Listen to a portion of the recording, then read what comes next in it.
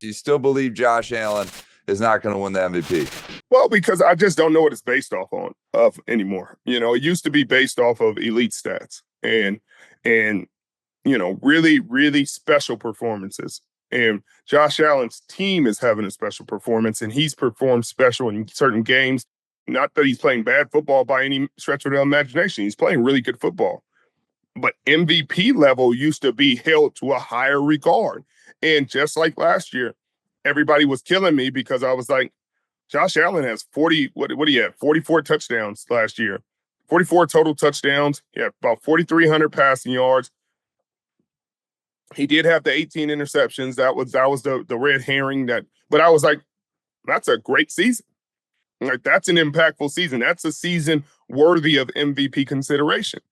And this season, he's going to end up with a lot. I can't say a lot less touchdowns, but he has 20 passing touchdowns, only 5 interceptions, which is a huge improvement. 334 rush yards, 6 touchdowns, and he still has 5 games to go. So, that 2,691 yards will probably get closer to 4,000 if he. What is that? Let's see if he gets 250 a game, 5 games. It'll be right about 4,300, something like that. But I just don't understand it when the numbers, I'm not talking about anything but the numbers, guys. Just like I was last year when I said Lamar with 24 passing touchdowns is going to be the MVP. And they told me, yes, I sound crazy. I'm stupid. I'm an idiot because I don't think he should get it because those numbers aren't really all-inspiring compared to his MVP season where he had, I believe 36 passing touchdowns. And I think he had, I'd have to go back and look, but 8 or 9 rushing touchdowns. And he just had a lot more that you looked at the stat line and you said MVP. Like, if you look at it and you say, hey, completion percentage, does he lead the league? Is he top 5? No.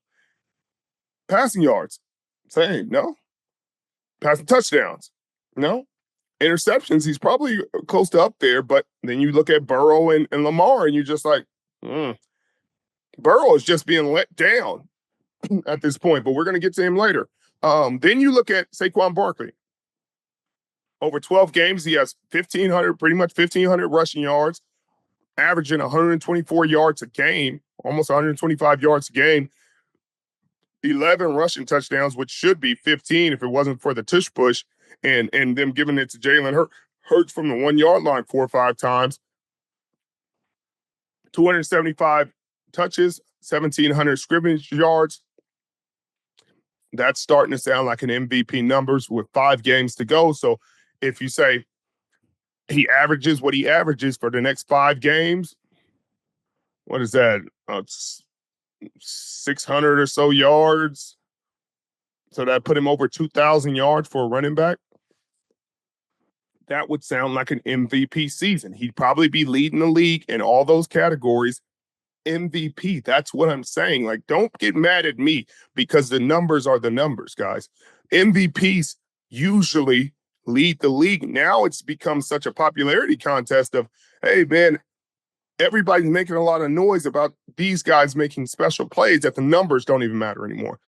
Let's get to Lamar Jackson. When I sit there and say, man, Lamar Jackson's having an MVP season, he has almost 600 more passing yards than Josh Allen, 9 more passing touchdowns, 2 less interceptions, 3. It's completing a higher percentage of his passes, has almost 300 plus more rushing yards. Don't call me crazy. These are the numbers. His team is 8-5, sure. Could he have run a little bit more last week? Sure. Give you that. And will he win MVP without his team being a 1 or 2 seed? Probably not. But the numbers are the numbers. And just like Joe Burrow is being let down in such a criminal way by his defense, and it's really sad. I mean, to score 33 plus in 4 games and lose all 4 of them, to have MVP numbers over 12 games and to be 4-8, they showed a stat where the quarterbacks had I think it was 3,000 plus yards, 30 touchdowns, or it might have been just 30 plus touchdowns, 5 interceptions over 12 games. And I don't think it was Tom, it was Aaron, it was Peyton, it was all them, and it was 10 wins, 11 wins, 9 wins. I think 9 was the least. And then it was Joe Burrow at 4 wins. And it's just like, my goodness, what a wasted year for him. And I can't imagine how he feels, because you're looking at that tape and trying to see what else he could have done more. But again, you look at his stats, 3,300 passing yards, leads the NFL, 30 passing touchdowns, leads the NFL, 5 interceptions. MVP. If Josh Allen had those numbers, I'd be sitting there saying, you guys are silly. Give him the award. Walk away. Like, it's done. But he has 10 less touchdown passes. 10 less. Like, that's a huge number to have less than. And so I don't understand. People are acting like I'm hating. I really like Josh Allen. We just had that game. We talked to him. He's a great human being. He's playing phenomenal football right now. But is it MVP level? I don't. Maybe I'm looking at something different than you guys. Maybe I'm looking at something. And yes, I've watched the Buffalo Bills play. Yes, I understand how dependent they are on Josh Allen performing at a high level to win these games. I fully understand that. But do the numbers not matter anymore? If they don't, then okay, then you got it. Then maybe it's going to go to Jared Goff, because they'll mess around and get the 1 seed in the NFC. He'll have 71% completion percentage, 2,900 passing yards, 22 passing touchdowns, 9 interceptions. Like, they're 11-1 though, Like, what is the criteria now? I'm just baffled. I'm bamboozled. I'm flummoxed. I don't get it. I do have a lot of respect for Josh Allen. I think he should certainly be up there in this conversation. But to me, it's like the season that Saquon Barkley's had is unbelievable. He looks like he did at Penn State when he was just running all over people left and right every game.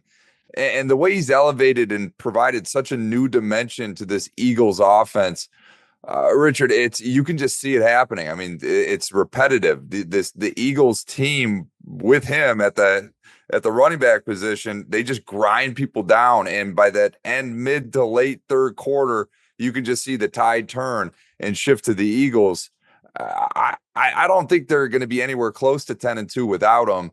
And just the way he's been playing, if he does not win the MVP, what in the world is it going to take for a running back to win an MVP? Because there hasn't been a running back since 2012 when Adrian Peterson won it.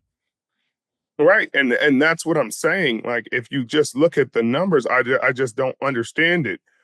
Because if you tell me a running back has literally rushed for over 2,000 yards, and obviously it's 17-game season. It used to be more rare over 16 games, but still give him credit because that's still over 100 yards a game. And you say that Josh Allen finishes in the positions that he is in now, he'd be 13th in passing yards, tied for 6th in passing touchdowns. I don't know. I just don't. I don't know, because what does it mean to be MVP? Most valuable player in the National Football League. If you're saying just the most valuable player in the league to his team, Saquon is the most valuable player right now to his team. Take him off, they're different. You take Josh Allen off of Buffalo, they're a lot different too. They're bad.